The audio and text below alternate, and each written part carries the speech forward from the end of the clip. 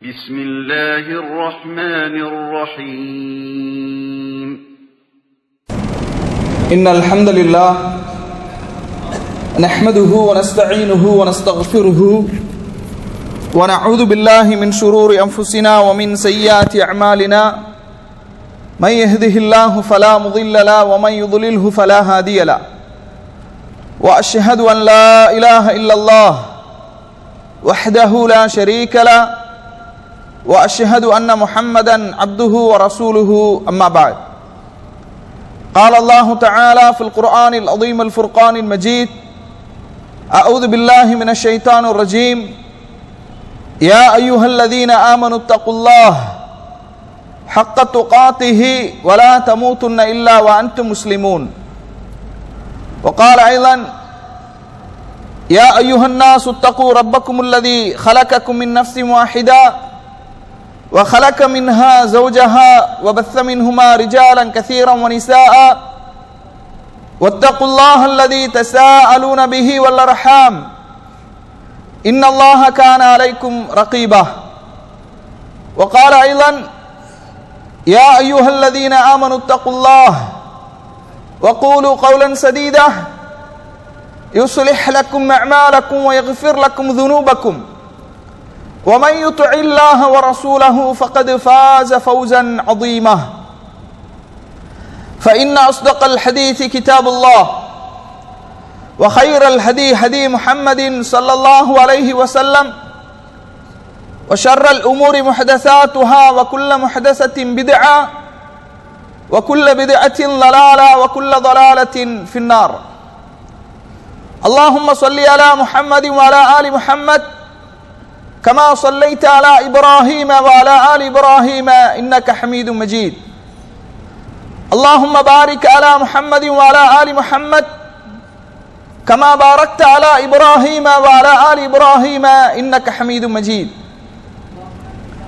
வார்த்தைகளில் சிறந்தது அல்லாஹ்வுடைய வார்த்தை என்றும் வழிகாட்டுதலில் சிறந்தது நபிகள் நாயகம் ஸல்லல்லாஹு அலைஹி வஸல்லம் அவர்களுடைய வழிகாட்டுதல், காரியங்களில் மிக மிக கெட்டது மார்க்கத்தில் புதிதாக ஏற்படுத்தப்பட்டவை, மார்க்கத்தில் புதிதாக ஏற்படுத்தப்பட்ட ஒவ்வொன்றும் பித்அத்துகள், ஒவ்வொரு பித்அத்தும் வழிகேடுகள், வழிகேடுகள் அனைத்தும் நரகில் கொண்டு போய் சேர்க்கும் என்று நபிகள் நாயகம் ஸல்லல்லாஹு அலைஹி வஸல்லம் அவர்கள் இந்த மனித சமூகத்தை அச்சமூட்டி எச்சரிக்கை செய்ததை இந்த தருணத்தில் நினைவுபடுத்த நானும் கடமைப்பட்டிருக்கிறேன். அன்பிற்கினிய எல்லாமல்ல அல்லாஹுவின் நல்லடியார்களே, சகோதர சகோதரிகளே, பாலியல் வன்கொடுமைக்கான காரணங்களும் அதிலிருந்து பாதுகாத்துக் கொள்ளக்கூடிய வழிமுறைகளும் என்ற தலைப்பின் கீழ் குர்ஆன் சுன்னா அடிப்படையில் சில செய்திகளை உங்களோடு பகிர்ந்து கொள்ளலாம் என்று ஆசைப்படுகின்றேன்.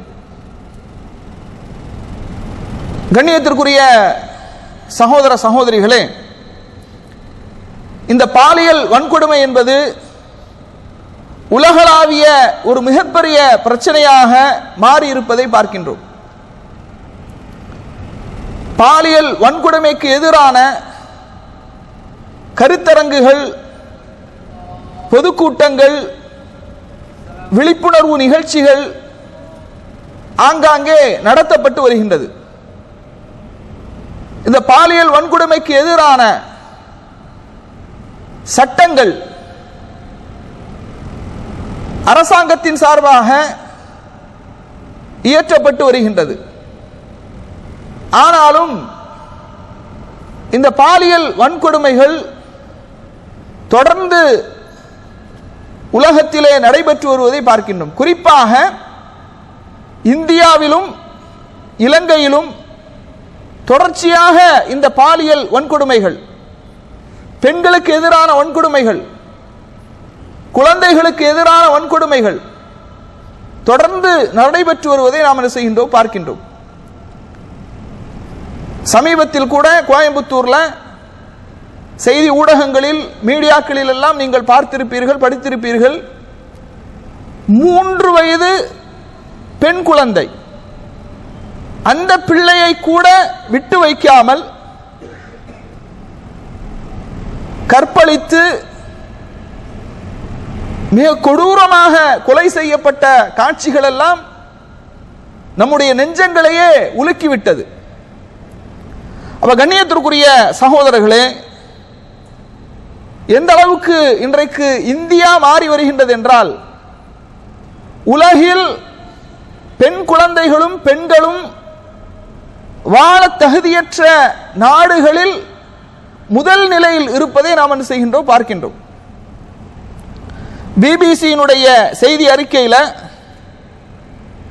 உத்தரப்பிரதேசத்தில் பெண்களுக்கு எதிரான வன்கொடுமைகள் ஏறத்தாழ 4200 வழக்குகள் சமீபத்திலே அவர்கள் என்ன செஞ்சிருக்கிறாங்க, பதிவு செய்திருக்கிறாங்க.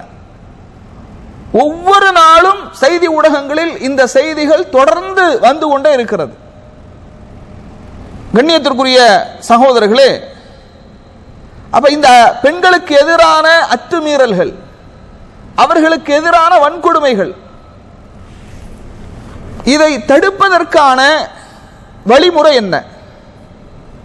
நம்முடைய இஸ்லாமிய ஷரீஅத் பெண்களை எந்த அளவுக்கு பாதுகாக்கின்றது, பெண் குழந்தைகளை எந்த அளவுக்கு பாதுகாக்கின்றது, அது சம்பந்தமான செய்திகளை நாம் அறிந்து கொள்வது இந்த காலகட்டத்தில் மிகவும் பொருத்தமாக இருக்கும்.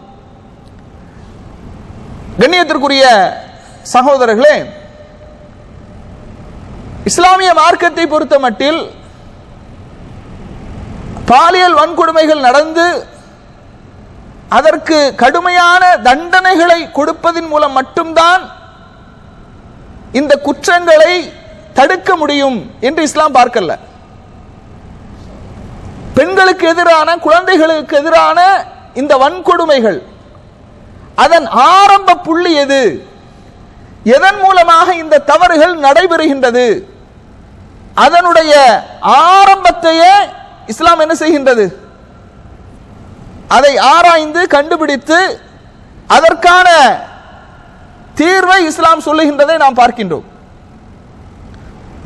இந்த பாலியல் வன்கொடுமையில் ஈடுபடக்கூடியவர்கள் 3 சாராராக பிரிக்கலாம், 3 வகையாக அவர்களை பிரிக்கலாம்.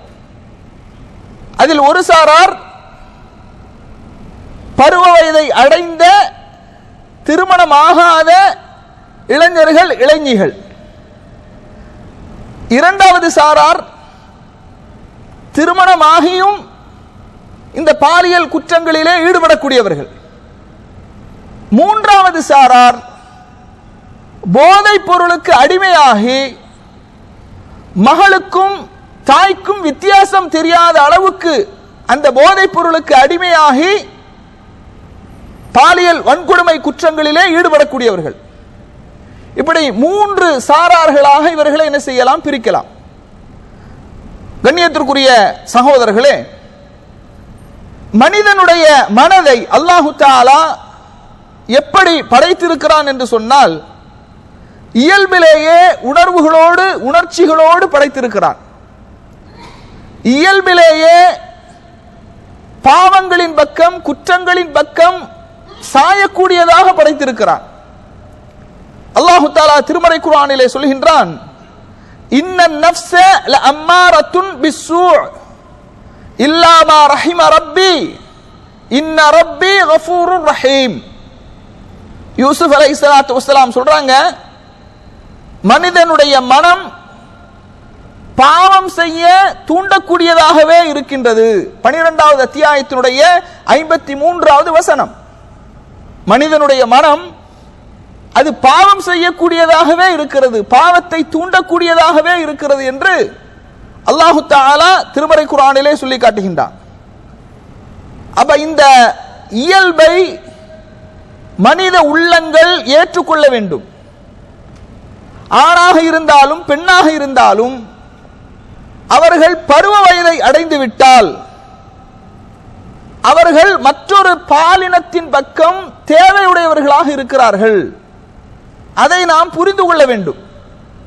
ஆணாக இருந்தாலும் பெண்ணாக இருந்தாலும் பருவ வயதை அவர்கள் அடைந்து விட்டால் இன்னொரு எதிர்பாலினத்தின் பக்கம் தேவையுடையவர்களாகவே அல்லாஹு தஆலா அவர்களை படைத்திருக்கிறான். அந்த இயல்பை மனிதர்கள் உணர்ந்து கொள்ள வேண்டும். எனவேதான் வயதை அடைந்து விட்டால் அவர்களுக்கு திருமணம் முடித்து வையுங்கள் என்று இஸ்லாம் சொல்லுகின்றது.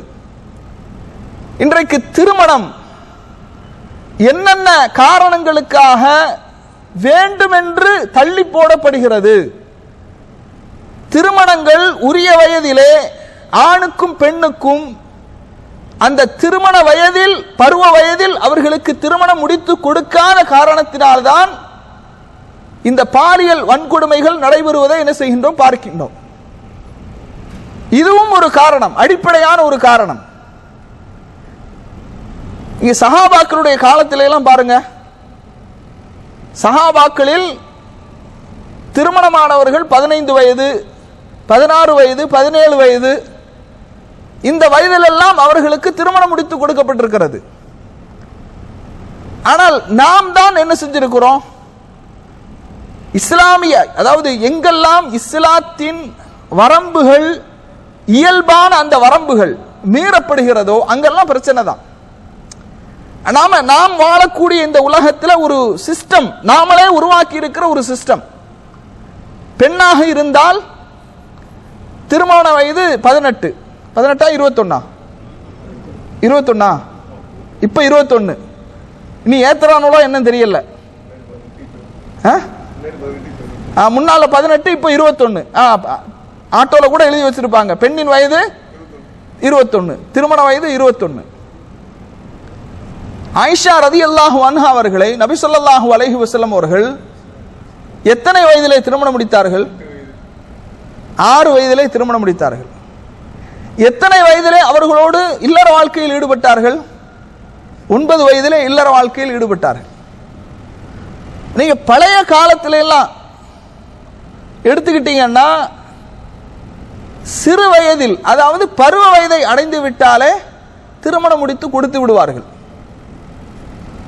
திருமணம் கல்விக்கு ஒரு தடை அல்ல. திருமணம் கல்விக்கு ஒரு தடை அல்ல. நிறைய மக்கள் என்ன நினைக்கிறாங்கன்னா, திருமணம் முடித்து கொடுத்து விட்டால் பெண் பிள்ளைகளுடைய கல்வி தடைபடும். ஒரு தடை அல்ல. பசிச்சா சாப்பிடுறோமா இல்லையா? பசிச்சா என்ன செய்யறோம்? சாப்பிடுறோம். அந்த மாதிரி தான் ஒவ்வொரு வயதாகும் போதும், அந்த பருவ வயதை அடையும் போதும் உடலில் இயற்கையான அந்த தேவைகள், உடலுக்கான தேவைகள் இருக்கிறது. அந்தந்த பருவ வயதில் அது சரியான முறையில் பூர்த்தி செய்யப்பட்டால் எந்த பிரச்சனையும் இல்லை. கண்ணியத்திற்குரிய சகோதரர்களே, இன்றைக்கு கல்வியை காரணமாக வைத்து திருமணங்கள் தள்ளி போடப்படுகிறது. இப்பதான் படிக்கிறான், காலேஜ் படிக்கிறான், இப்பதான் காலேஜ் படிக்கிறாங்க. வேலையை காரணமாக வைத்து திருமணங்கள் தள்ளி போடப்படுகிறது. ஒரு சில நிகழ்ச்சிகள்ல நம்ம பார்க்கிறோம், அதாவது மாப்பிள்ளை தேடக்கூடியவர்கள், மாப்பிள்ளைக்கு சொந்தமா ஒரு வீடு இருந்தாதான் என்னுடைய பெண்ணை திருமணம் முடித்து கொடுப்பேன், அல்லது தனக்கு வரக்கூடிய கணவன் சொந்தமான வீடு இருக்க வேண்டும். ஒரு எத்தனை வயசுல படிச்சு முடிப்பான் சொல்லுங்க? நார்மலா எந்த வகுப்புலையும் உட்காராம படிச்சா எத்தனை வயசுல படிப்பான்? +2 படிக்கும் போது 17 வயசு, டிகிரி படிச்சு முடியும் போது 21 வயசு இல்லையா? அவன் வேலைக்கு ஏறி சம்பாதிச்சு ஓரளவு செட்டில் ஆகணும்னா எப்படி ஒரு 25 வயது ஆகும். இந்த 25 வயதுல வீடு கட்ட முடியுமா? ரொம்ப அதிகமான சம்பளம் வாங்கக்கூடியவங்க என்ன செய்யலாம்? 25 வயதுல வீடு கட்டலாம். குறைவான ஒரு மிடில் கிளாஸ் ஃபேமிலி எல்லாம் 25 வயதுல எல்லாம் யாரும் என்ன செய்ய முடியாது? வீடு கட்ட முடியாது. ஒரு 40 வயசு ஆகும் இல்லையா? ஒரு 40-42 வயசு ஆகும் வீடு கட்டுறதா இருந்தா ஒரு மிடில் கிளாஸ் ஃபேமிலி. ஆனா இன்றைக்கு எப்படி வச்சிருக்கிறாங்க அப்படின்னா, திருமணம் முடிக்கக்கூடிய அந்த இளைஞனுக்கு, கணவனுக்கு வீடு இருக்க வேண்டும், சொந்தமா வீடு இருந்தாதான் திருமணம் முடிப்பேங்கிறாங்க. அப்ப இது ஒரு பெரிய பிரச்சனை. அதுபோன்று பெண் பிள்ளைகளுடைய, அல்ஹம்துலில்லாஹ், நம்முடைய மார்க்கத்தில் மார்க்கத்தை உள்வாங்கியவர்கள், புரிந்து கொண்டவர்கள் தன்னுடைய பிள்ளைகளை வேகமாக திருமணம் முடித்துக் கொடுப்பதற்கு முயற்சிக்கின்றார்கள். அதனாலதான் நம்முடைய சமூகத்திலே 25 வயதெல்லாம் தாண்டாது. 21 வயது, 18, 20 அதிலெல்லாம் என்ன செஞ்சிருவாங்க, முடிச்சு கொடுத்துருவாங்க. ஆண்களை பொறுத்த மட்டும் 25, அதிகபட்சம் ஒரு 27, அதுக்கு முன்னால முடிஞ்சிடும். ஆனா வேற சமூகங்கள்ல நீங்க பாத்தீங்கன்னா ஒரு ஆணுக்கு திருமணம் முடிப்பதாக இருந்தால் 35 வயதை தாண்டுகிறது. 35 வயதை தாண்டி தான் திருமணம் முடிக்கிறான். ஒரு பெண் என்று எடுத்துக்கொள்ளும் போது அவங்களுடைய வயதை பார்த்தீங்கன்னா 25ஐ தாண்டுகிறது. 30 வயதாகியும் திருமணமான ஆகாதவர்கள்லாம் இருக்கிறாங்க. கண்ணியத்திற்குரியவர்களே, திருமணம் கல்வி, கடன் சுமை, கடமைகள், பொறுப்புகள், வேலையின்மை, வீடில்லை, இப்படி பல காரணங்களால் தள்ளி போடப்படுகிறது. அப்ப உரிய வயதில் ஆண்களுக்கும் பெண்களுக்கும் திருமணம் முடித்து கொடுக்கப்படாத காரணத்தினால் அங்கே பாலியல் குற்றங்கள் நடைபெறுகிறது. இது மறுக்க முடியாத உண்மை. இதை மிகைப்படுத்தி எல்லாம் நாம் என்ன செய்யல சொல்லல. அப்ப இது ஒரு அடிப்படை காரணமாக இருப்பதை என்ன செய்கின்றோம், பார்க்கின்றோம். கண்ணியத்திற்குரிய சகோதரர்களே, நம்ம சமூகத்திலும் மக்கள் இருக்கிறாங்க. ஆண் பிள்ளையாக இருந்தால் படித்து முடித்து வேலையில் ஏறி அவன் ஒரு செட்டப் ஆகணும், லைஃப்ல ஒரு செட்டப் ஆகணும். என்ன செட்டப்பு? அவன் சொந்தமா வீடு கட்டி இருக்கணும், வீடு கட்டிடணும், அல்லது அவனிடமிருந்து குறிப்பிட்ட பொருளாதாரத்தை பெற்றோர்கள் வாங்கி சேர்க்கிறாங்க. என்ன பயம்? என்ன பயம் அப்படின்னா, இவனுக்கு திருமணம் முடித்து கொடுத்த பிறகு இவன் எங்கே நம்மை விட்டு ஓடி விடுவானோ என்ற பயம் எல்லா பெற்றோர்களுக்கும் இருக்கிறது. எங்கே மனைவியோடு சாய்ந்து விடுவானோ என்ற பயம் எல்லா பெற்றோர்களுக்கும் இருக்கிறது. அதனாலேயே அவன் ஓரளவு சம்பாதிச்சு அந்த சம்பாத்தியத்தை தனதாக்கி கொண்ட பிறகுதான் தன்னுடைய சேஃப்டிக்காக வேண்டி என்ன செய்யறாங்க, பெற்றோர்கள் திருமணத்தை தள்ளி போடுகின்றார்கள். இன்னும் லைஃப்ல செட்டில் ஆகல, என்ன செய்யறாங்க, தள்ளி போடுறாங்க. அல்லாஹு தஆலா சொல்றான் பாருங்க, வஅன்கிஹுல் அயாமா மின்கும் வஸ்ஸாலிஹீன மின் இபாதிக்கும் வ இமாஇக்கும் இயகூனு ஃபுகரா யுக்னிஹிமுல்லாஹு மின் ஃபضலிஹி வல்லாஹு வாஸிஉன் அலீம். உங்களில் வாழ்க்கை துணை இல்லாத பெண்களுக்கும் ஆண்களுக்கும் சாலிஹான உங்களுடைய அடிமைகளுக்கும் நீங்கள் என்ன செய்யுங்கள், திருமணம் செய்து வையுங்கள். அவர்கள் ஏழைகளாக இருந்தால், கவனிக்க வேண்டிய விஷயம், இயகூனு ஃபுகரா, அவர்கள் ஏழைகளாக இருந்தால் யுக்னிஹிமுல்லாஹ், அல்லாஹ் அவர்களை செல்வந்தனாக்குவான். எப்படி செல்வந்தனாக்குவான்? வரதட்சணை வாங்கியா? இல்ல. அவர்கள் ஏழைகளாக இருந்தால் இந்த திருமணத்தின் மூலமாக அல்லாஹ் அவர்களை செல்வந்தனாக்குவான். அல்லாஹுடைய வார்த்தை என்றைக்குமே பொய்யாகாது. நம்முடைய ஒவ்வொருவருடைய வாழ்க்கையிலும் இதை நிறைய மக்கள் அனுபவித்திருப்பார்கள். திருமணத்திற்கு முன்பு வரை ஒரு பொறுப்பில்லாமல் இருப்பார்கள். பணத்தை எப்படி சேமிக்க வேண்டும், எப்படி செலவு செய்ய வேண்டும், எதுவும் தெரியாத சுதந்திர பறவையாக இருப்பார்கள். எந்த கட்டுப்பாடும் இல்லை. சில பேர் திருமணத்துக்கு முன்னால் அவங்களுடைய லைஃப் ஸ்டைல் எப்படி இருக்கும்னா, மாசமானா ஒரு ட்ரெஸ் எடுக்கிறது, சேலரி வாங்கினா அவங்க என்ன கடமை, யாருக்கும் கொடுக்க வேண்டியதில்லை, யாருக்கும் கணக்கு கொடுக்க வேண்டியதில்லை. மாசமானா ஒரு ட்ரெஸ்ஸு, ஹோட்டலு, ஃப்ரெண்ட்ஸுகளோடு என்ஜாய் பண்றது, இப்படித்தான் நிறைய மக்களுடைய வாழ்க்கை இருக்கும். ஆனா திருமணத்திற்கு பிறகு அவர்களுடைய வாழ்க்கை முறைப்படுத்தப்படுகிறது. என்னுடைய மனைவி, என்னுடைய குடும்பம், என்னுடைய பிள்ளைகள் என்று அவர்களுடைய வாழ்க்கை முறைப்படுத்தப்பட்டு இப்படித்தான் நான் வாழ வேண்டும் என்று அவர்கள் தானாகவே கற்றுக்கொள்கிறார்கள். நிறைய மக்கள் தங்களுடைய சொந்த வாழ்க்கையில் அனுபவிச்சிருப்பீங்க. திருமணத்திற்கு பிறகு அந்த குர்ஆன் சொன்ன அடிப்படையில் நாம திருமணம் செய்யும் போது அல்லாஹு தஆலா நமக்கு நம்முடைய அந்த தகுதிக்கேற்ற வேலையை நாம கூட எதிர்பார்த்திருக்க மாட்டோம். ஒவ்வொருவருக்கும் ஒவ்வொருவருடைய கல்வி தகுதி தெரியும். நாம் எதிர்பார்க்காத விதமாக திருமணத்திற்கு பிறகு ஒரு மிகப்பெரிய மாற்றம் நம்முடைய வாழ்க்கையில் ஏற்பட்டிருக்கிறது. அல்லாஹு தஆலா என்ன செய்வான், ஒரு நல்ல அந்தஸ்தான நல்ல ஒரு வேலையை, நல்ல ஒரு வேலை வாய்ப்பை அல்லாஹ் அவன் நமக்கு அமைத்து தருவான். அல்லாஹுடைய வார்த்தை உண்மையானது. அல்லாஹ் நீங்கள் நீங்கள் ஏழைகளாக இருந்தாலும் யுக்னிஹிமுல்லாஹ், அல்லாஹ் உங்களை செல்வந்தனாக்குவான், அல்லாஹ் தன்னுடைய அருளின் மூலமாக என்று அல்லாஹ் தஆலா சொல்றான். நபி ஸல்லல்லாஹு அலைஹி வஸல்லம் அவங்க சொல்றாங்க, இது அப்துல்லா இப்னு மஸ்ஊத் அவர்களிடத்துல அல்கமா அதுபோன்று அஸ்வத் ரஹிமஹுல்லா இவர்கள் செல்கின்றார்கள். அப்போது இவங்க ரெண்டு பேரும் ஏழையான மக்களாக இருக்கிறாங்க. அப்ப நாங்கள் வசதி வாய்ப்பு இல்லாத, இப்னு மஸ்ஊத் ரலியல்லாஹு அன்ஹு சொல்றாங்க, நாங்கள் வசதி வாய்ப்பு இல்லாத இளைஞர்களாக இருந்தோம். அல்லாஹ்வுடைய தூதர் ஸல்லல்லாஹு அலைஹி வஸல்லம் அவர்களோடு நாங்கள் இருக்கும்போது அல்லாஹ்வுடைய தூதர் அவர்கள் எங்களுக்கு சொன்னார்கள். எப்படி? வசதி இல்லாத ஏழைகளாக நாங்கள் இருக்கும்போது, ஏழையான இளைஞர்களாக நாங்கள் இருக்கும்போது அல்லாஹ்வுடைய தூதர் அவர்கள் சொன்னாங்க, யா மஅஷர ஷபாப், இளைஞர்களே, மன் இஸ்ததஅ மின்குமுல் பாஅத ஃபல்யதஸவ்வஜ், உங்களில் யாருக்கு சக்தி இருக்கின்றதோ அவர்கள் திருமணம் செய்து கொள்ளட்டும். இங்கு சக்தி என்று சொல்வது உடல் ரீதியான வலிமை.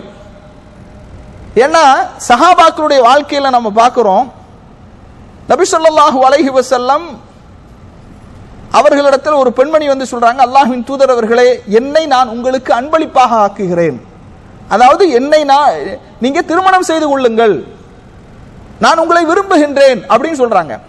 நபி ஸல்லல்லாஹு அலைஹி வஸல்லம் அவர்கள் அந்த பெண்மணியை பார்த்துவிட்டு அமைதியாக இருந்து விடுகிறார்கள். பக்கத்தில் இருந்த ஒரு நபித்தோழர் சொல்றாங்க, அல்லாஹ்வின் தூதர் அவர்களே, நீங்கள் விரும்பவில்லை என்றால் அந்த பெண்ணை நான் திருமணம் செய்து கொள்கின்றேன் அப்படிங்கிறாங்க. நபி ஸல்லல்லாஹு அலைஹி வஸல்லம் அவர்கள் அந்த நபித்தோழர்கிட்ட கேட்கிறாங்க, உங்களிடத்திலே அந்த பெண்ணுக்கு கொடுப்பதற்கு மகராக என்ன இருக்கிறது? அந்த நபித்தோழர் சொல்றாங்க, நான் அணிந்திருக்கக்கூடிய ஆடையை தவிர என்னிடத்தில் ஒன்றுமே இல்லை.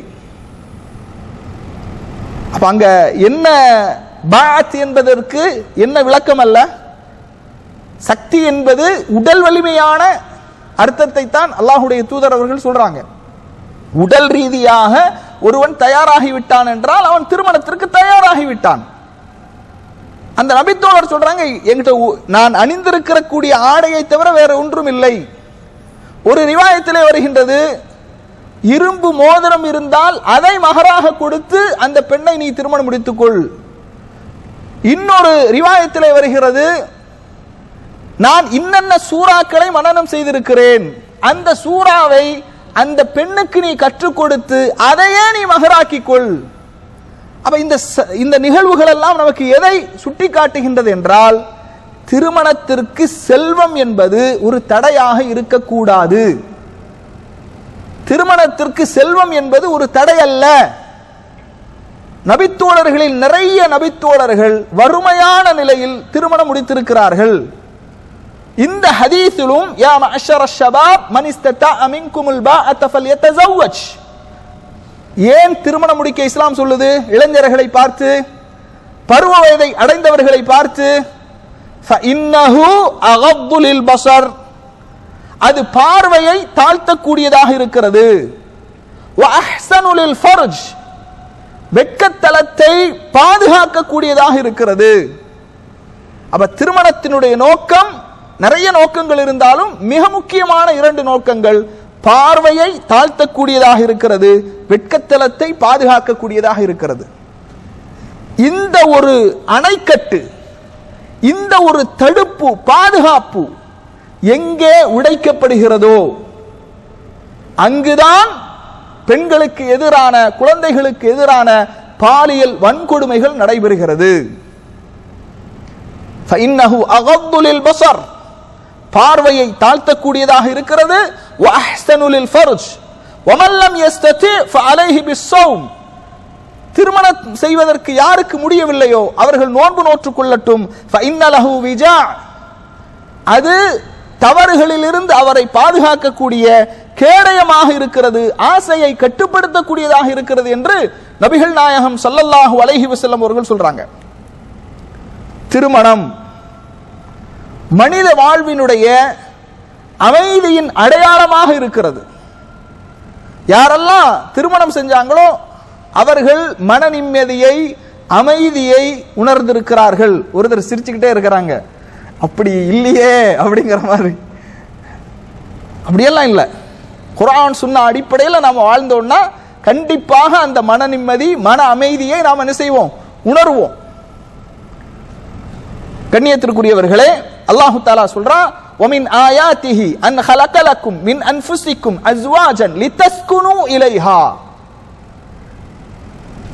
உங்களிலிருந்தே உங்களுடைய மனைவியை படைத்திருப்பதிலும் உங்கள் இருவருக்கு மத்தியில் அன்பையும் உவப்பையும் ஏற்படுத்தி இருப்பதிலும் உங்கள் மனைவியின் மூலமாக நீங்கள் மன நிம்மதியை அடைவதிலிருந்தும் இதிலே சிந்திக்கக்கூடிய மக்களுக்கு அல்லாஹ் பல அத்தாட்சிகளை வைத்திருக்கிறான். وَجَعَلَ بَيْنَكُمْ مَوَدَّةً وَرَحْمَةً. உங்கள் இருவருக்கு மத்தியில் அன்பையும் உவப்பையும் ஏற்படுத்தி இருப்பதும் இன்ன ஃபீ ذَلِكَ لَآيَاتٍ لِقَوْمٍ يَتَفَكَّرُونَ. சிந்திக்கக்கூடிய மக்களுக்கு இதிலே பல அத்தாட்சிகள் இருக்கின்றது என்று அல்லாஹ் தஆலா சொல்றான். கண்டிப்பாக சத்தியமாக திருமண வாழ்க்கையில் மனிதனுக்கு ஒரு மன நிம்மதி இருக்கிறது, மன அமைதி இருக்கிறது. அப்ப இந்த திருமண பந்தம் எங்கே உடைக்கப்படுகிறதோ, இந்த பாதுகாப்பு அரண் எங்கே தகர்க்கப்படுகிறதோ, அங்குதான் பெண்களுக்கு எதிரான பிரச்சனைகள் ஏற்படுகின்றது என்பதை என்ன செய்கின்றோம்? பார்க்கின்றோம். அல்லாஹு தஆலா கணவன் மனைவியினுடைய அந்த வாழ்க்கையை பற்றி சொல்லும்போது, ஹுன்ன லிபாசுல் லக்கும் வ அன்தும் லிபாசுல் லஹுன்ன. நீங்கள் அவர்களுக்கு ஆடையாக, அவர்கள் உங்களுக்கு ஆடையாக இருக்கிறார்கள். நிறைய பயான்ல இந்த வசனங்களை நாம விளக்கி நிறைய பேசி இருக்கிறோம். இஸ்லாமிய குடும்பவியல் என்று தொடர் வகுப்பில் என்ன செஞ்சிருக்கிறோம்? பேசி இருக்கிறோம். அல்லாஹ் சொல்றான், நிசாஉக்கும் ஹர்சுல் லக்கும் ஃபஅது ஹர்ஸக்கும் அன்னா ஷிஅதும். பெண்கள் உங்களுடைய விளைநிலம், அந்த விளைநிலத்தில் நீங்கள் விரும்பியவாறு செல்லுங்கள் என்று அல்லாஹ் தஆலா என்ன செய்கின்றான்? சொல்கின்றான். அப்ப இதெல்லாம், இந்த வசனங்கள் எல்லாம் எதை நமக்கு உணர்த்துகின்றது என்றால், திருமண பந்தத்தின் மூலம், திருமண வாழ்க்கையின் மூலமாகத்தான் ஒரு மனிதனுடைய மனம் நிம்மதி அடைகின்றது, அமைதி பெறுகின்றது, மகிழ்ச்சி அடைகின்றது. நபி ஸல்லல்லாஹு அலைஹி வஸல்லம் அவங்க இன்னும் தெளிவாக சொல்றாங்க. சஹீஹ் திர்மிதியில் இடம்பெறக்கூடிய செய்தி, மார்க்க பக்தி, மார்க்க பற்று, நற்குணம், யாருடைய மார்க்க பற்றையும் நற்குணத்தையும் நீங்கள் விரும்புகின்றீர்களோ அப்படிப்பட்ட ஒரு மனிதர் உங்களுடைய பெண்ணை திருமணம் கேட்டு வந்தால் அவருக்கு நீங்கள் மனமுடித்து கொடுத்து விடுங்கள். ரெண்டு குவாலிட்டி தான் ரசூலுல்லாஹ் சொல்றாங்க. ஒன்று மார்க்கப்பற்று, இன்னொன்னு அஹ்லாக், நற்குணம்.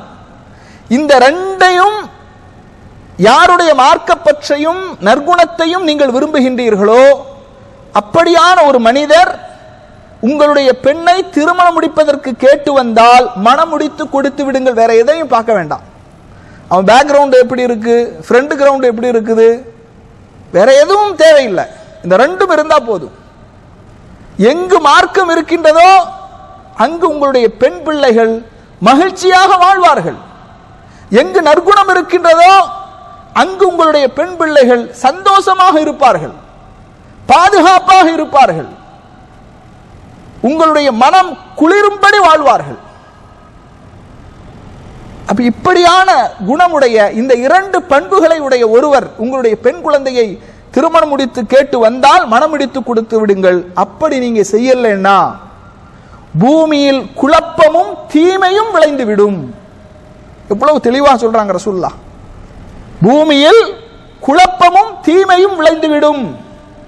இன்றைக்கு பூமியில் ஃபித்னா ஏற்படுவதற்கு, பெண்களுக்கு எதிரான பாலியல் வன்கொடுமைகள் ஏற்படுவதற்கு, குழந்தைகளுக்கு எதிரான பாலியல் வன்கொடுமைகள் ஏற்படுவதற்கு திருமணம் செய்யாத பருவ வயதை அடைந்த வாலிபர்களால்தான், இளைஞர்களால் தான் இந்த பாதிப்பு, இந்த தீமைகள் நடைபெற்றுக் கொண்டிருக்கிறது. கண்ணியத்திற்குரிய சகோதரர்களே, நம்மில் சிலருக்கு இன்னும் ஒரு சந்தேகம் வரலாம். இந்த பாலியல் வன்கொடுமையில, பிள்ளைகளுக்கு எதிரான, குழந்தைகளுக்கு எதிரான, பெண்களுக்கு எதிரான பாலியல் வன்கொடுமையில இளைஞர்கள் மட்டும் ஈடுபடவில்லை, திருமணம் முடித்தவர்களும் இந்த பாவத்திலே, இந்த தீமையிலே ஈடுபடுகின்றார்களே, அதற்கு என்ன காரணம் அப்படின்னு பாத்தீங்கன்னா, திருமணம் முடித்தவர்களுடைய பாலியல் தேவைகள் முழுமையாக பூர்த்தி செய்யப்படாததுதான் இதற்குரிய காரணம். திருமணமான அந்த ஆரம்ப நாட்களில் கணவனும் மனைவியும் நெருக்கமாக வாழ்வார்கள், சந்தோஷமாக வாழ்வார்கள், அன்பு காதல் இதெல்லாம் அவர்களிடத்தில் இருக்கும். நாளடைவில் அவர்களுக்கு மத்தியில் கொஞ்சம் கொஞ்சமாக இடைவெளிகள் ஏற்படுகிறது. குழந்தை பிறக்கும் போது அந்த அன்பு பகிரப்படுகிறது, அந்த காதல் பகிரப்படுகிறது, இருவருடைய கவனமும் குழந்தை மீது செல்கிறது, தவறல்ல. அப்ப குழந்தை பிறக்கும் போது கணவன் மனைவிக்கு மத்தியில் ஒரு இடைவெளி ஏற்படுகிறது. அதுபோன்று கணவன் வேலைக்கு செல்கின்றான், மனைவியும் சில இடங்களில் வேலைக்கு செல்கின்றாள். இஸ்லாமிய அடிப்படையில் ஒரு பெண் பாதுகாப்போடு அந்நிய ஆண்களுடைய நடமாட்டம் இல்லாமல் கலப்பில்லாமல் பணிக்கு செல்வதை இஸ்லாம் ஒருபோதும் தடுக்கவில்லை. நபிகள் நாயகம் ஸல்லல்லாஹு அலைஹி வஸல்லம் அவர்களுடைய காலத்தில் என்ன செஞ்சிருக்கிறாங்க? சஹாபி பெண்மணிகள் உழைத்திருக்கிறார்கள். ஒரு பெண்மணி இத்தாவுடைய சட்டத்தை பற்றி நபி ஸல்லல்லாஹு அலைஹி வஸல்லம் அவர்களிடத்தில் கேட்கும்போது, அல்லாஹ்வின் தூதர் அவர்களே, என்னுடைய உணவுக்கு நான் தான் என்ன செய்ய வேண்டும்? சென்று மரங்களில் உள்ள கனிகளை பறித்து அந்த உணவுக்கான தேவையை நான் தான் பூர்த்தி செய்ய வேண்டும், நான் அதற்காக வெளியே செல்லலாமா என்று கேட்கும்போது அனுமதி வழங்கி இருக்கிறார்கள். சஹாபி பெண்மணிகள் வியாபாரம் செய்து, ஹதீஜா ரலியல்லாஹு அன்ஹா வியாபாரம் செய்திருக்கிறார்கள். அப்ப பெண்கள் உழைப்பதையோ பெண்கள் வேலைக்கு செல்வதையோ இஸ்லாம் ஒருபோதும் தடுக்கவில்லை. ஆனால் சில கட்டுப்பாடுகள், சில வரம்புகள், சில ஹுதூதுகள் இருக்கின்றது, அதை பேணி பாதுகாத்துக் கொள்ள வேண்டும். அப்போ என்ன செய்யறாங்க? கணவனும் வேலைக்கு செல்றாங்க, மனைவியும் வேலைக்கு செல்றாங்க. சில நேரங்களில் மனைவியினுடைய பணிகள், இந்த சாஃப்ட்வேர்ல எல்லாம் ஒர்க் பண்ணக்கூடியவங்களுக்கு இரவு நேர பணிகளாக இருக்கும். கணவனுக்கு பகல் நேர பணி, மனைவிக்கு இரவு நேர பணி. அப்ப இங்கு தாம்பத்திய வாழ்க்கை என்பது அவர்களுக்கு மத்தியில சந்திப்பே, பல கணவன் மனைவிக்கு மத்தியில சந்திக்கிறதே அபூர்வமான ஒன்றாக மாறிவிட்டது. இந்த நாகரிகமான உலகத்தில் கணவன் மனைவி சந்திப்பது, வாரத்தில் ஒரு முறை சந்திக்கக்கூடிய தம்பதிகள் இருக்கிறார்கள். அப்போ எப்படி அவர்களுக்கு மத்தியில் நெருக்கம் இருக்கும், அன்பு இருக்கும்?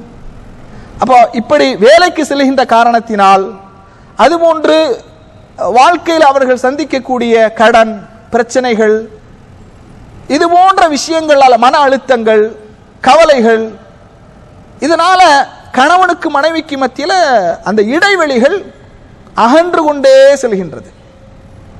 சில நேரங்களில் கணவனிடத்தில் கிடைக்காத ஒரு ஆறுதல் அந்நிய ஆணிடத்திலே கிடைப்பதை போன்ற ஒரு உணர்வு ஒரு பெண்ணுக்கு ஏற்படும் போது, அங்கே அந்த பெண் அந்நிய ஆணினுடைய சதிவலையிலே விழுந்து விடுகின்றாள்.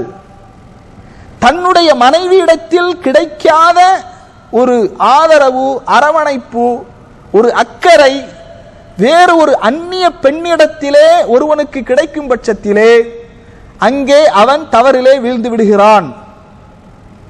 அப்ப இது போன்ற காரணத்தினாலதான் கணவன் மனைவிக்கு மத்தியில அந்த நெருக்கம், அன்பு இல்லாத காரணங்களும் பாலியல் வன்கொடுமைகளுக்கு, விபச்சாரத்திற்கு வழிவகுக்கக்கூடியதாக இருக்கின்றது என்பதை என்ன செய்கின்றோம், பார்க்கின்றோம்.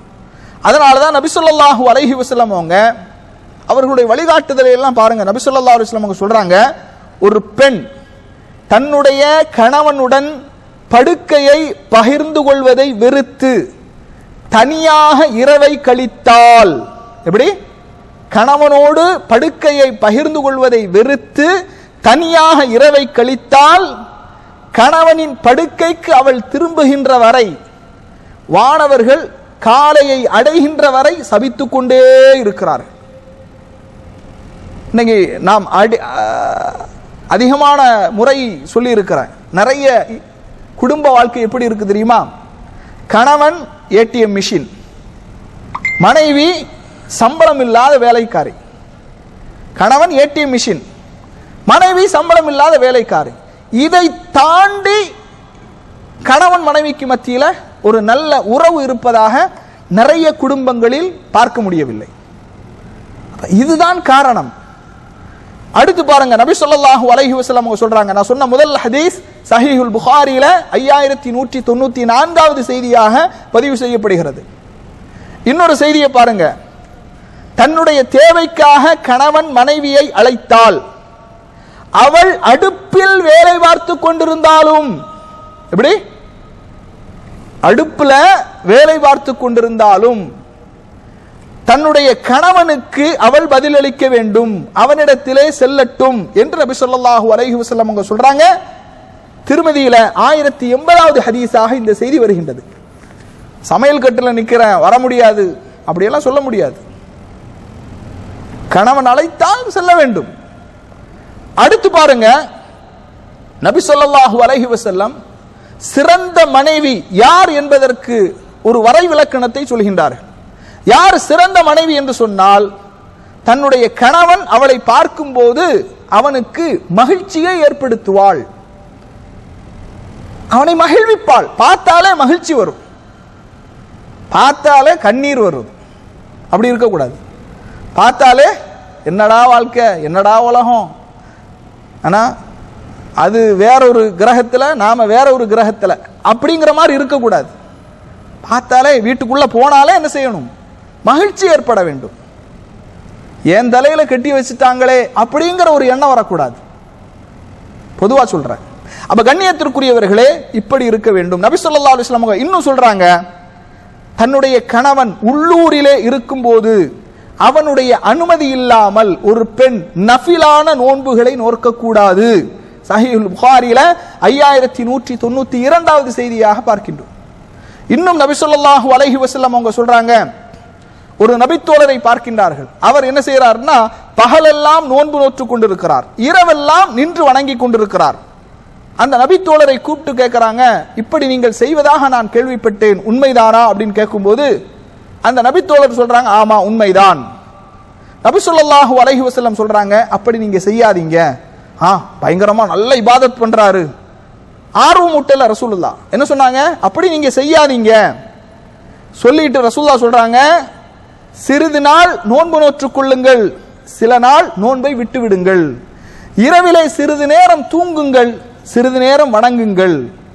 உன்னுடைய உடலுக்கு நீ செய்ய வேண்டிய கடமைகள் இருக்கிறது, அதுபோன்று உன்னுடைய கண்ணுக்கு செய்ய வேண்டிய கடமைகள் உனக்கு உண்டு, உன் மனைவிக்கு செய்ய வேண்டிய கடமைகள் உனக்கு உண்டு. நபி ஸல்லல்லாஹு அலைஹி வஸல்லம் அவங்க சொல்லக்கூடிய செய்தி சஹீஹுல் புகாரியில 5199வது செய்தியாக இடம்பெறுகிறது. இப்ப இந்த இன்னும் நிறைய ஹதீசுகள் இருக்கு. இந்த எல்லா ஹதீசுகளும் நமக்கு எதை உணர்த்துகின்றது? கணவனும் மனைவியும் இல்லற வாழ்க்கையில் இனிமையாக பயணம் செய்வதோடு ஒருவர் இன்னொருவருடைய உணர்வுகளுக்கும் உணர்ச்சிகளுக்கும் மதிப்பளித்து வாழ வேண்டும் என்பதை உணர்த்துகின்றது. அப்ப இந்த ஒரு கட்டமைப்பு, இந்த ஒரு வாழ்க்கை முறை, இந்த ஒரு வாழ்வியல் எங்கு உடைபடுகிறதோ, எங்கு தகர்க்கப்படுகிறதோ அங்குதான் பிரச்சனை ஏற்படுகிறது. இதை ஆண் தரப்பும் உணர்ந்து கொள்ள வேண்டும், பெண் தரப்பும் உணர்ந்து கொள்ள வேண்டும். அடுத்து கண்ணியத்திற்குரியவர்களே, சில நேரங்கள் பெண்களுக்கு இது கொஞ்சம் கசப்பாக இருக்கலாம். ஆனால் குலில் ஹக்க ஒலவுக்கான முர்ரா, உண்மை கசப்பாக இருந்தாலும் சொல்லித்தான் ஆக வேண்டும். இஸ்லாம் பலதார மணத்தை அனுமதிக்கின்றது. இஸ்லாம் பலதார, ரொம்ப பேருக்கு ரொம்ப சந்தோஷமா இருக்கு, ஆஹா இப்படியெல்லவா இருக்க வேண்டும் பயான் அப்படின்னு. ஆனா நீதமா நடக்கணும். நீதமா நடக்கலன்னா மறுமையில ஒரு தோல்புஜம் சாய்ந்தவனாக வருவான். நபி ஸல்லல்லாஹு அலைஹி வஸல்லம் அவங்க எச்சரிச்சிருக்கிறாங்க. அப்ப கண்ணியத்திற்குரியவர்களே, மாதவிடாய் காலங்களில், பிரசவத்தீட்டு காலங்களில், உடல் பலகீனமாக இருக்கும் காலங்களில் ஒரு ஆணுக்கு தேவை, உடல் ரீதியான தேவைகள் இருக்கிறது. நீங்க நபித்தோழர்களை பாருங்க, எல்லா நபித்தோழர்களும் விரல் விட்டு எண்ணுகின்ற நபித்தோழர்களை தவிர பல நபித்தோழர்கள் பலதார மணம் செய்தவர்கள் தான். அப்ப பலதார மணத்தை இன்றைக்கு முஸ்லிம் சமூகம், இப்ப மாற்று மதத்தவர்கள் அதை ஒரு பெரிய குலை குத்தமா பார்க்கறாங்கன்னா வேற சப்ஜெக்ட். அவங்களுக்கு மார்க்கம்னா என்னன்னு தெரியாது, மறுமைன்னா என்னன்னு தெரியாது, குர்ஆன்னா தெரியாது, சுன்னான்னா தெரியாது, ஹதீஸ்னா தெரியாது, ஒன்றும் தெரியாது. அதனால அவர்கள் அதை ஒரு விகாரமாக பார்க்கலாம். ஆனால் மார்க்கத்தை படித்தவர்கள், குர்ஆனை படித்தவர்கள், சுன்னாவை படித்தவர்கள் இந்த பலதார மனத்தை என்ன செய்யறாங்க? ஏதோ சமூகத்திலே செய்யக்கூடாத ஒரு கொலை குற்றத்தை செய்ததை போன்று அவர்கள் பார்ப்பதை பார்க்கின்றோம். அப்ப பலதார மனத்தின் மூலமாகவும், நான் சொல்றது சைக்காலஜி, அதாவது ஒரு சைக்காலஜி ரீதியாக ஒரு மனிதனுடைய தேவையை நான் சொல்லுகின்றேன். அப்ப பலதார மனத்தை இஸ்லாம் அனுமதிக்கின்றது. பெண் சமூகமும் அதை அங்கீகரிக்க வேண்டும், அனுமதிக்க வேண்டும். ஆனால் ஆண்கள் இந்த விஷயத்தில் நீதமாக நடந்து கொள்ள வேண்டும். அடுத்து கண்ணியத்திற்குரியவர்களே, அல்லாஹ் தஆலா சூரா ஃபன்கிஹு மா தாப லக்கும் மினன் நிசாஇ மத்னா வ சுலாஸ வ ருபா, குர்ஆன்ல அல்லாஹ் தஆலா 4வது அத்தியாயத்தினுடைய 3வது வசனத்தை சொல்றான். இதற்கு ஆதாரமான நிறைய ஹதீஸ்கள் வருகின்றது. சஹீஹ் புகாரில 5206வது ஹதீஸை எடுத்து படித்து பாருங்கள். இது ஒரு விஷயம். அதுபோன்று கண்ணியத்திற்குரியவர்களே, பெண்கள் ஆண்கள் அல்லது ஆண்கள் ஆண்கள், பெண்கள் பெண்கள், இவர்களுடைய படுக்கையை நாம் என்ன செய்யணும்? தனித்தனியாக அவர்களை படுக்க வைக்க வேண்டும். ஒரே படுக்கையாக இருந்தாலும் ஆணும் ஆணும் சேர்ந்து படுக்க கூடாது. ஒரே படுக்கையாக இருந்தாலும் பெண்ணும் பெண்ணும் சேர்ந்து படுக்க கூடாது. சகோதரிகளாக இருந்தாலும் சரியே, சகோதரர்களாக இருந்தாலும் சரியே, படுக்கையை ஒரு வயது வந்தால் பிரித்து விட வேண்டும். நபி ஸல்லல்லாஹு அலைஹி வஸல்லம் அவங்க சொல்றாங்க, முர்ரு அவுலாதக்கும் பிஸ்ஸலாஹ் வஹும் அப்னாஉ 7 சினீன், 7 வயதாகிவிட்டால் உங்களுடைய பிள்ளைகளுக்கு நீங்கள் தொழுமாறு கட்டளையிடுங்கள். வதுரிபூஹும் அலைஹா வஹும் அப்னாஉ 10, 10 வயதாகிவிட்டால் அடித்து தொலை வையுங்கள். வஃபர்ரிகு பைனஹும் ஃபில் மவாஜிஇ, 10 வயதாகிவிட்டால் படுக்கையை பிரித்து விடுங்கள். நபி ஸல்லல்லாஹு அலைஹி வஸல்லம் அவங்க என்ன செய்றாங்க? சொல்றாங்க. இந்த செய்தி அபூதாவுதுல 495வது செய்தியாக, அஹ்மதுல 6689வது செய்தியாக, ஹாக்கிம்ல 708வது செய்தியாக இடம்பெறுகிறது. கண்ணியத்திற்குரியவர்களே, இமாம் நவவி ரஹிமஹுல்லாஹ் அவங்க சொல்றாங்க, ஒரு ஆண் இன்னொரு ஆணுடன், ஒரு பெண் இன்னொரு பெண்ணுடன் ஒரே படுக்கையில் படுத்து உறங்குவது இருவரும் படுக்கையின் இருவேறு முனைகளில் இருந்தாலும் கூட அனுமதிக்கப்படக்கூடாது. அதுபோன்று சிறுவனோ அல்லது சிறுமையோ 10 வயதை அடைந்து விட்டால் அவர்களுக்கும் அவர்களுடைய தாய் தந்தை சகோதரி மற்றும் சகோதரர்களுக்கிடையில் படுக்கையை பிரித்து வைப்பது கட்டாயம். ஹதீஸின் அடிப்படையில் இமாம் நவவி ரஹிமஹுல்லாஹ் அவர்கள் என்ன செய்யறாங்க? விளக்கம் அளிக்கின்றார்கள். கண்ணியத்திற்குரியவர்களே, இதை நடைமுறைப்படுத்தாததினால் ஏற்பட்ட பாதிப்புகளை இன்றைக்கு உலகத்துக்கெல்லாம் போக வேண்டாம், சென்னையில் சமீபத்தில் ஒரு மாநாடு நடத்துறாங்க. யாரு மாநாடு நடத்துறாங்க? எங்களுக்கும் என்ன உரிமை வேண்டும் என்று என்ன செய்யறாங்க? உரிமை கோஷங்களை எழுப்புகின்றார்கள். யாருடா அது அப்படின்னு பார்த்தா, பெண்களும் பெண்களும், எங்களுக்கு ஆண் துணை தேவையில்லை, நாங்க என்ன செய்வோம்? பெண்ணும் பெண்ணும் திருமணம் செய்து வாழ்க்கை நடத்துவோம். அதுக்கு இங்கிலீஷ்ல என்ன சொல்லுவாங்க? லெஸ்பியனா?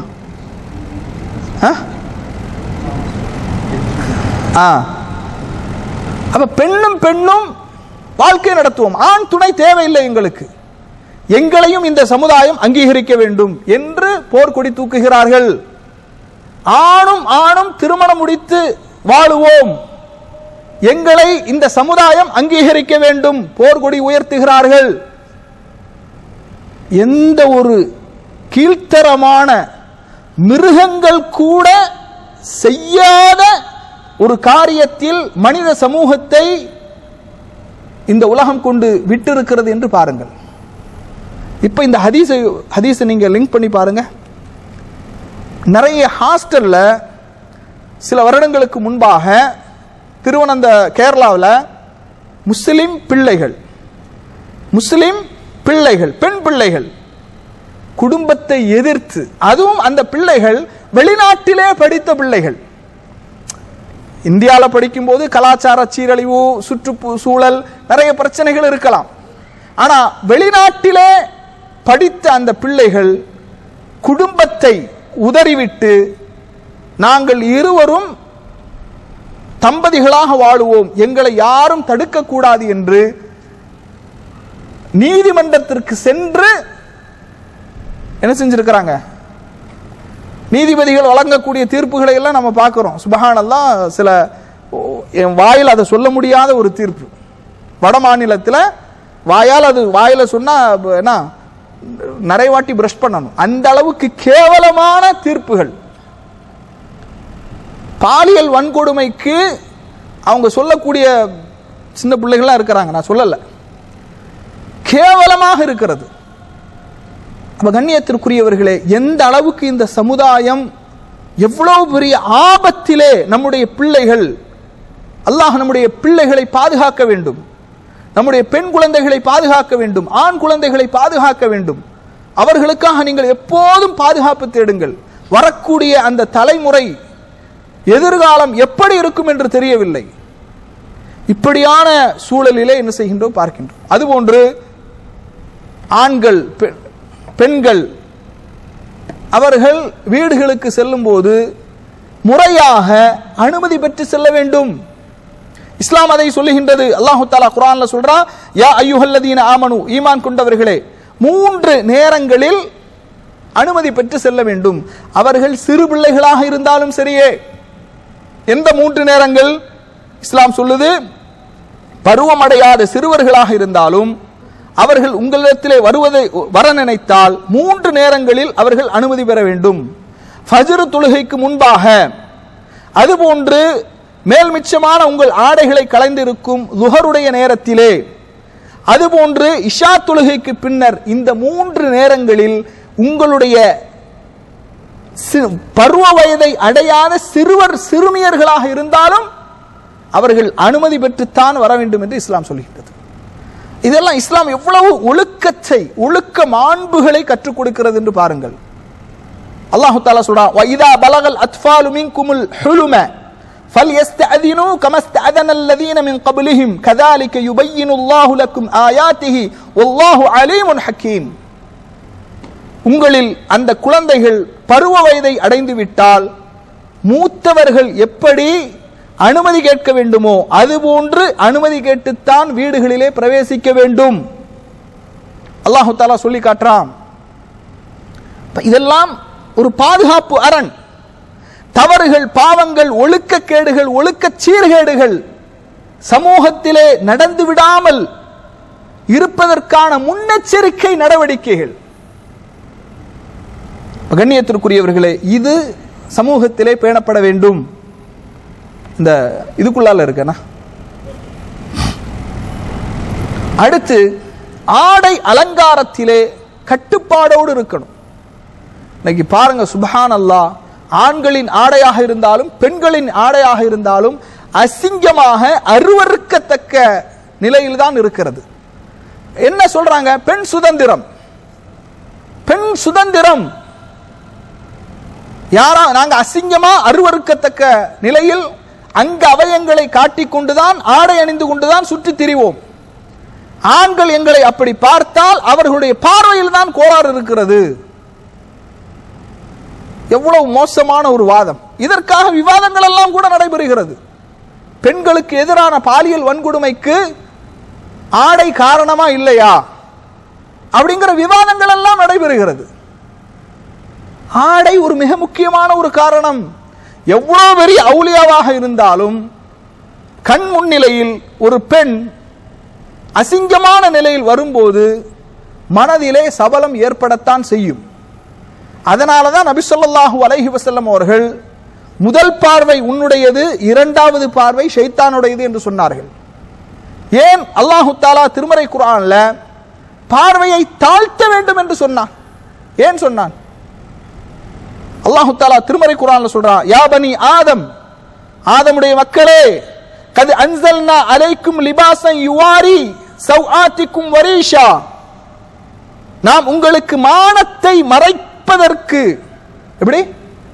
ஆடை என்பது மானத்தை மறைப்பதற்கு, அதற்குத்தான் ஆடை.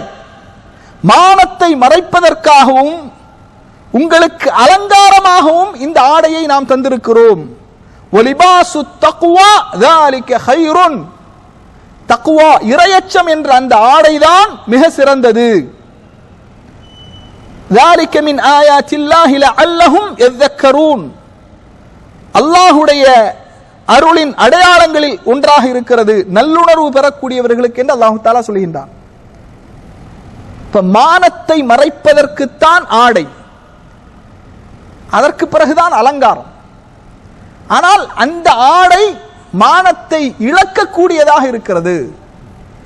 ஆடை ஒரு மிக முக்கியமான ஒரு காரணமாக இருப்பதை என்ன செய்கின்றோம், பார்க்கின்றோம். அல்லாஹ் தஆலா திருமறை குர்ஆன்ல சொல்றான், குல்லில் முஃமினீன, மூமினான ஆண்களுக்கு சொல்லுங்கள், யகுது மின் அபுசாரிஹிம், அவர்கள் தங்களுடைய பார்வையை தாழ்த்தி கொள்ளட்டும், வயஹ்ஃபது ஃபுரூஜஹும், தங்களுடைய வெட்கத்தலத்தை பாதுகாத்துக் கொள்ளட்டும், ذلك அஸ்கா லஹும், அது அவர்களுக்கு பரிசுத்தமானது.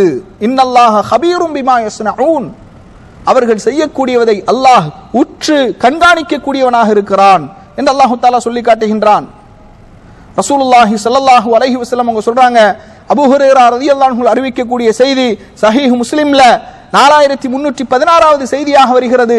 காசியாத்துன் ஆரியாத்துன் மாயிலாத்துன் முமீலாத்துன், ஆடை அணிந்தும் நிர்வாணமாக இருக்கக்கூடியவர்கள், சாய்ந்து சாய்ந்து நடக்கக்கூடியவர்கள், தன் பக்கம் பிறரையும் சாய வைப்பவர்கள், இவர்கள் சொர்க்கத்திற்கு செல்வார்கள் என்று சொல்லல, சொர்க்கத்தின் வாடையை கூட அவர்கள் நுகரமாட்டார்கள். நபி ஸல்லல்லாஹு அலைஹி வஸல்லம் சொன்னாங்க, சொர்க்கத்தின் வாடையை கூட அவர்கள் நுகரமாட்டார்கள், சொர்க்கத்தினுடைய நறுமணம் இவ்வளவு இவ்வளவு தொலைவிலே இருக்கிறது என்று சொன்னார்கள். அப்ப ஆடை பெண்களுக்கு எதிரான, குழந்தைகளுக்கு எதிரான வன்கொடுமைக்கு ஆடை ஒரு மிகப்பெரிய காரணம். புர்கா அணிஞ்சிட்டு ஒரு பெண் செல்லும் போதும், அரைகுறை ஆடையோடு ஒரு பெண் செல்லும் போதும் நிறைய மலைக்கும் மடுவுக்குமான வித்தியாசம் இருக்கிறது. நிறைய விலாவாரியாக பேசப்பட வேண்டும். நேரத்தின் அருமையை கருத்தில் கொண்டு சுருக்கமாக சொல்கின்றேன்.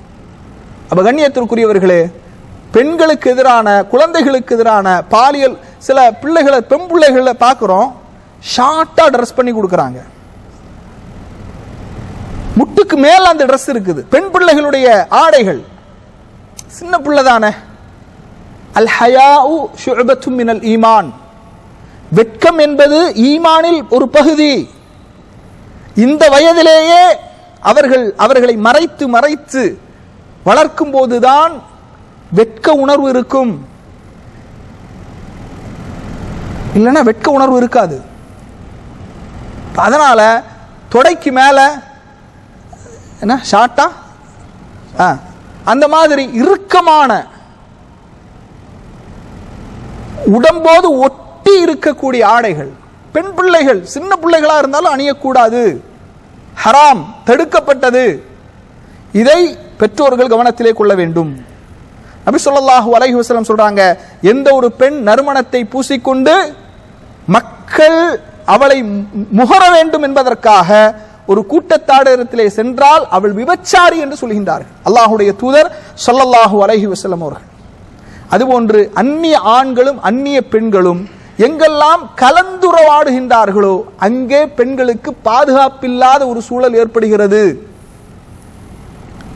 இது நிதர்சனமான உண்மை. பேருந்துகளில், விமானங்களில், ரயில் நிலையங்களில், டெல்லியில் நடந்த சம்பவம் உங்களுக்கெல்லாம் தெரியும். ஒரு பெண் பேருந்திலே கற்பழிக்கப்பட்டு படுகொலை செய்யப்பட்டால் மிகப்பெரிய பேசுபொருளாக ஆனது. அப்ப பெண்கள் தனியாக பயணம் செய்யக்கூடாது, இரவிலே தனியாக பயணம் செய்யக்கூடாது, ஆண் துணை இல்லாமல் பயணம் செய்யக்கூடாது. இஸ்லாம் இதெல்லாம் பெண்களுக்குரிய ஒரு பாதுகாப்பாக சொல்கின்றது. நபி ஸல்லல்லாஹு அலைஹி வஸல்லம் சொல்றாங்க, லா துசாஃபிருல் மர்அத்து இல்லா வ மஅஹா ذو محرم, மஹரமான ஆண் துணை இல்லாமல் பெண்கள் தனியாக பயணம் செய்ய வேண்டாம். நபி ஸல்லல்லாஹு அலைஹி வஸல்லம் அவர்களிடத்துல ஒரு நபித்தோழர் சொல்றாங்க, அல்லாஹ்வின் தூதர் அவர்களே, நான் என்னுடைய பெயரை இந்தந்த போரிலே பதிவு செய்திருக்கிறேன், என்னுடைய மனைவி ஹஜ்ஜுக்கு செல்கின்றாள், நான் என்ன செய்யறதுக்கு? ரசூலுல்லாஹ் சொன்னாங்க, உன்னுடைய மனைவியோடு சேர்ந்து நீ ஹஜ் செய் என்று சொன்னார்கள். அப்ப பெண்கள் தனியாக பயணம் செய்வது, ஆண் பெண்கள் கலந்து பேசுவது, கலந்து பழகுவது. நபி ஸல்லல்லாஹு அலைஹி வஸல்லம் அவங்க அன்சாரி நபித்தோழர்களிடத்துல இதை சொல்றாங்க, அந்நிய பெண்கள் இருக்கக்கூடிய இடத்திற்கு நீங்கள் என்ன செய்யாதீர்கள், செல்லாதீர்கள், உங்களை நான் எச்சரிக்கை செய்கின்றேன். அப்ப ஒரு நபித்தோழர் கேட்கிறாங்க, அல்லாஹ்வின் தூதர் அவர்களே, கணவருடைய சகோதரன் போன்ற அந்த உறவுகள்? நபி ஸல்லல்லாஹு அலைஹி வஸல்லம் அவங்க சொன்னாங்க, கணவருடைய சகோதரன் மரணத்திற்கு நிகரானவன் அப்படின்னாங்க. இன்னைக்கு நிறைய இடங்கள்ல இந்த தவறுகள் நடைபெறுகிறது. வெளி உலகத்திற்கு சில தவறுகள் தெரிகிறது, வெளி உலகத்திற்கு தெரியாமல் எவ்வளவோ தவறுகள் நடைபெறுகிறது. அந்த ஒரு பாதுகாப்பு அரண், அந்த சங்கிலி உடைக்கப்படுகிறது. அந்நிய ஆண் தான், எப்போதும் அந்நிய ஆண் தான். அது எவ்வளவு பெரிய நண்பனாக இருந்தாலும் சரி, தம்பியாக இருந்தாலும் சரி. நிறைய இடங்கள்ல அஜ்னபி மஹரம், அது ஒரு தனி தலைப்பாக பேசப்பட வேண்டும். அஜ்னபி மஹரம் பேணப்படுவதே இல்லை. அல்ஹம்துலில்லாஹ், வெளிநாடுகள்ல வீடுகள்ல அதை நாம் பேணுகின்றோம். ஆனா ஊரிலே செல்லும் போது பெரிய தர்ம சங்கடம், பெரிய தர்ம சங்கடம். அதை பேண முடியாத ஒரு சூழல் ஏற்படுகிறது. மச்சி, அண்ணனுடைய மனைவி, தம்பியினுடைய மனைவி அப்படி என்ன செய்யறாங்க, முன்னால் வருகிறார்கள், பேசுகிறார்கள். இன்னும் சொல்ல போனா பால்காரன், மீன்காரன், மீன் வியாபாரி, மளிகை கடை, அப்புறம் கடை தெருக்கள்ல சுத்துறது, எல்லாரையும் சந்தேக கண்ணோடி பார்க்க வேண்டும் என்று நான் சொல்லவில்லை. ஆனால் இஸ்லாத்தினுடைய வரம்புகள், பாதுகாப்பு அரண்கள் மீறப்படுகிறது. இங்குதான் பெண்களுக்கு எதிரான அந்த பாலியல் வன்கொடுமைக்கான ஆரம்ப கட்டங்கள். சாதாரண ஒரு பேச்சாகத்தான் இருக்கும், சாதாரண ஒரு மெசேஜாகத்தான் இருக்கும் அந்த ஆரம்பம். கண்ணியத்திற்குரியவர்களே, இது கவனிக்கப்பட வேண்டும். நபி ஸல்லல்லாஹு அலைஹி வஸல்லம் சொல்றாங்க, ஒரு அந்நிய ஆண் தான், எவ்வளவு பெரிய ஆலிம் சாவா இருந்தாலும் சரி, அந்நிய ஆண் தான். ஒரு அந்நிய ஆணும் அந்நிய பெண்ணும் தனித்திருக்கும் போது மூன்றாவதாக ஷைத்தான் அங்கே இருக்கிறான். ஷைத்தான் இரத்த நாளங்களில் எல்லாம் ஓடுகின்றான். அதனால இந்த விஷயங்களை கவனத்தில் கொள்ள வேண்டும். பெண்கள் நளினமாக பேசக்கூடாது. அல்லாஹு தஆலா நபியினுடைய மனைவிமார்களை பார்த்து சொல்றா, யா நிசா அன் நபியி லஸ்துன்ன கஅஹதிம் மினன் நிசா இனித்தகைதுன்ன ஃபலா தஹ்லஅன பில் கவுல். நளினமாக குலைந்து நீங்கள் பேசாதீர்கள். யாருடைய உள்ளத்தில் நோய் உள்ளதோ அவன் சலனப்படுவான். சொல்ல வேண்டிய சொல்லை வகுல்ன கௌலம் மஅரூஃபா, சொல்ல வேண்டியதை தெளிவாக அழகான முறையில் சொல்லுங்க. அதனால தான் நீங்க பாருங்க, சுப்ஹானல்லாஹ், எந்த அளவுக்கு. இன்னும் சொல்ல போனா அறிஞர்கள் உலகத்துல பெண்களுடைய சப்தம் அது கேட்கலாமா கேட்கக்கூடாதா, பெண்கள் பயான் செய்யலாமா செய்யக்கூடாதா, இந்த கருத்து வேறுபாடுகள் அறிஞர்களுடைய உலகத்தில் இருந்து கொண்டே இருக்கிறது. ஏன்னா நபி ஸல்லல்லாஹு அலைஹி வஸல்லம் அவங்க ஆண்கள் இமாமத் பண்ணும்போது, தவற விடும்போது, ஏதாவது ஒரு பிழை செய்யும் போது பெண்கள் பின்னால நிற்கிறாங்கன்னா அவர்கள் ஆண்கள் பின்னால நின்னா என்ன சொல்லணும்? சுப்ஹானல்லாஹ். ஆனால் பெண்கள் கைத்தட்ட வேண்டும். அந்த சுப்ஹானல்லாஹ் கூட அவனுடைய உள்ளத்தில் ஒரு சலனத்தை ஏற்படுத்தி விடக்கூடாது. எவ்வளவு கண்ணும் கருத்துமாக இஸ்லாம் இருக்குது பாருங்க.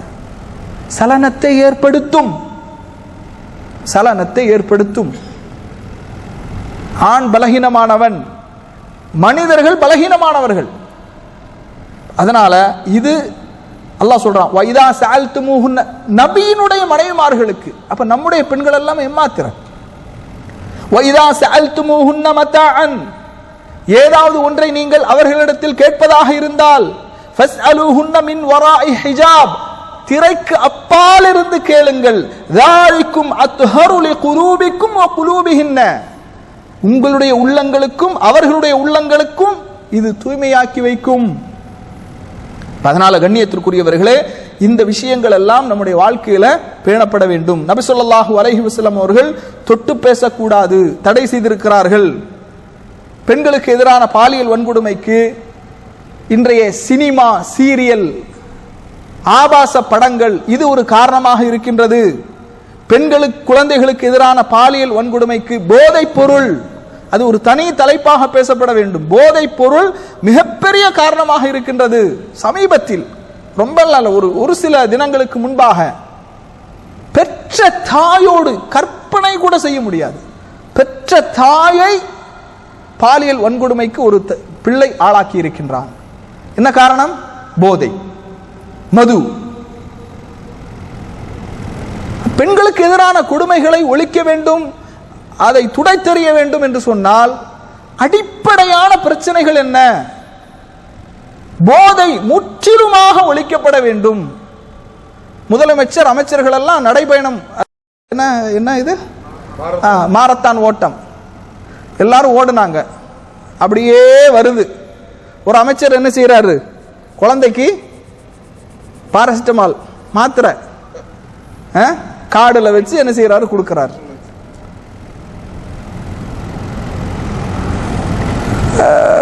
முதலமைச்சர் 6 மணிக்கு மேல சந்திக்க முடியாதுங்கிறாங்க. வல்லாஹு ஆலம், என்ன நிலைமை தெரியாது. அவ இப்படியான பிரச்சனைகள் எல்லாம் என்ன செய்து இருக்குது. மதுக்கடைகள் திறந்து வைக்கப்பட்டிருக்கிறது. மூடுற மாதிரி ஒரு இடத்துல மூடுறது, திறக்கிற மாதிரி தனியார் மதுபானங்கள் திறக்கப்படுகிறது. அப்போ இதெல்லாம் சமூகத்தில் இருக்கும்போது பெண்களுக்கு எதிரான வன்கொடுமைகள் தொடர்ந்து நடைபெறுகிறது. சட்டம் ஒழுங்கு சீரில்லை. எல்லாம் ஒவ்வொரு பெண்ணுக்கும் ஒரு போலீஸையா போட முடியும்? இல்லை ஒவ்வொரு பெண் குழந்தைகளுக்கும் ஒரு காவல்துறையினரை நியமிக்க முடியுமா? அப்ப அடிப்படையில் தவறுகள் எங்கே இருக்கிறது? பிரச்சனை எங்கே இருக்கிறது? அதை தீர்க்காமல், அதை ஒழிக்காமல் பெண்களுக்கு எதிரான பாலியல் வன்கொடுமைகளை, குழந்தைகளுக்கு எதிரான பாலியல் வன்கொடுமைகளை தடுக்கவே முடியாது. அடிப்படையில் பிரச்சனை எங்கே இருக்கிறது? இஸ்லாம் சொல்லுகின்ற அந்த தீர்வுக்கு வராத வரை, இஸ்லாம் சொல்லுகின்ற இந்த வாழ்க்கை வாழ்வியல் முறையை கடைபிடிக்காத வரை இதற்கு எந்த தீர்வும் கிடையாது. நாம சொன்ன இந்த விஷயங்கள்லாம் இருக்கு பாருங்க, இதை கடைபிடிக்காத வரை எந்த தீர்வும், எவ்வளவுதான் சட்டங்களை ஏற்றினாலும் கட்டுப்படுத்த முடியாது. அதனாலதான் பெண்கள், குழந்தைகளுக்கு எதிரான பாலியல் வன்கொடுமையில முன்னாள் உள்துறை அமைச்சர் யாரும் தெரியுமா? எல்கே அத்வானி. ஏன்னா அவர் சொன்னாரு, அரபு நாடுகளில் உள்ள சட்டங்கள், குற்றவியல் தண்டனை சட்டங்கள் நம்முடைய இந்தியாவிலே நடைமுறைப்படுத்தும் போதுதான் இதற்கான தீர்வை அடைய முடியும். சொன்னது யாரு? பிஜேபியினுடைய முன்னாள் உள்துறை அமைச்சர் எல்கே அத்வானி. இது பாலியல் வன்கொடுமைகளுக்கு மரண தண்டனை தான் இதற்கான சட்டம். அதுக்கு ஆதாரங்கள் நிறைய இருக்குது. அடுத்து அல்லாஹ்விடத்தில் நிறைய நாம துஆ செய்ய வேண்டும். அல்லாஹ் இந்த பாலியல் வன்கொடுமை, இந்த பாலியல் ரீதியான சிந்தனைகள் எதனால் ஏற்படுகிறது? ஷைத்தானால் ஏற்படுகிறது. அப்ப ஷைத்தானிடமிருந்து அதிகமாக பாதுகாப்பு தேட வேண்டும். குர் ரப்பி, நபியே நீங்கள் சொல்லுங்கள், ரப்பி அஊது பிக்க மின் ஹமஸாத்தி ஷயாத்தீன், ஷைத்தானுடைய அந்த ஊசலாட்டத்திலிருந்து, தூண்டுதலிலிருந்து நான் உன்னை கொண்டு பாதுகாப்பு தேடுகிறேன். வ அஊது பிக்க ரப்பி அன் யஹ்துரூன், அந்த ஷைத்தான் என்னிடத்திலே நெருங்காமல் இருக்கவும் இறைவா உன்னிடத்திலே நான் பாதுகாப்பு தேடுகிறேன். 23வது அத்தியாயத்தினுடைய 97, 98வது வசனங்கள். நபி ஸல்லல்லாஹு அலைஹி வஸல்லம் அவர்கள் அழகான ஒரு துஆவை நமக்கு கற்றுத் தருகின்றார்கள். திருமதியில 3591வது செய்தி, இப்னு ஹிப்பான்ல 960வது செய்தி. இந்த துஆவை எல்லாரும் மனப்பாடம் பண்ணுங்க, சொல்லுங்க. அல்லாஹும்ம இன்னி அஊது பிக்க மின் முன்கராத்தில் அஹ்லாகி வல் அஅமாலி வல் அஹ்வா. اللهم إني أعوذ بك من منكرات الأخلاق والأعمال والأهواء. அல்லாஹ்வே, தீய குணங்களை விட்டும், தீய செயல்களை விட்டும், வீணான இச்சைகளில் இருந்தும் உன்னிடத்திலே நான் பாதுகாப்பு தேடுகிறேன். நபி ஸல்லல்லாஹு அலைஹி வஸல்லம் அவர்கள் என்ன செய்தாங்க? பாதுகாப்பு தேடினார்கள். அல்லாஹும்ம இன்னி அஊது பிக்க மின் முன்கராத்தில் அஹ்லாகி வல் அமாலி வல் அஹ்வா. இந்த துஆவை அதிகமாக நீங்கள் கேளுங்கள். ஷைத்தான் யாரிடத்திலும் எப்போது வேண்டுமானாலும் வரலாம். அல்லாஹும்ம இன்னி அஊது பிக்க மின் முன்கராத்தில் அஹ்லாகி வல் அமாலி வல் அஹ்வா وقل ربي أعوذ بك من همزات الشياطين وأعوذ بك ربي أن يحضرون وآخر دعوانا أن الحمد لله رب العالمين. السلام عليكم.